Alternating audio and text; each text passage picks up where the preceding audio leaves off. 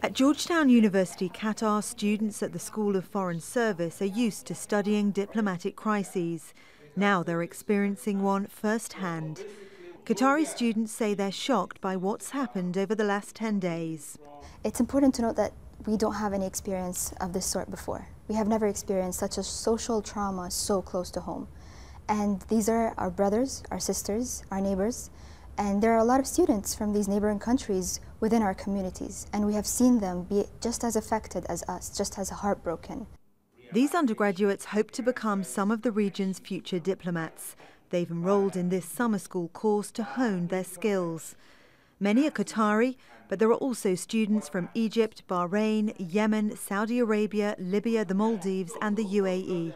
Countries that have cut diplomatic ties and in some cases banned their citizens from travelling to Qatar.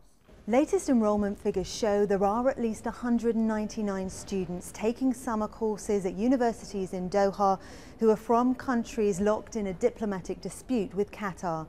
For them, the future looks uncertain. They didn't want to be interviewed because of the rise in tension, but they've told their classmates they may have no choice but to abandon their courses. Well, certainly there have been students that have been forced to relocate and are considering finding alternatives to pursue their education. However, Georgetown University, and I know that other Qatar Foundation universities have been advocating on their behalf for them to be allowed to continue their studies here, because this has been an incredibly distressing situation naturally. Qatar strongly denies accusations that it's funding terrorism.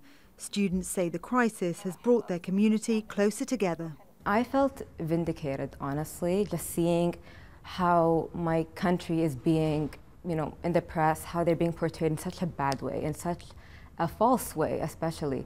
And but seeing the unity and how the community came back together. Qatar's foreign minister says diplomatic talks can resolve the crisis in the Gulf, but says there's no foundation for the talking to begin yet. Students are closely following developments.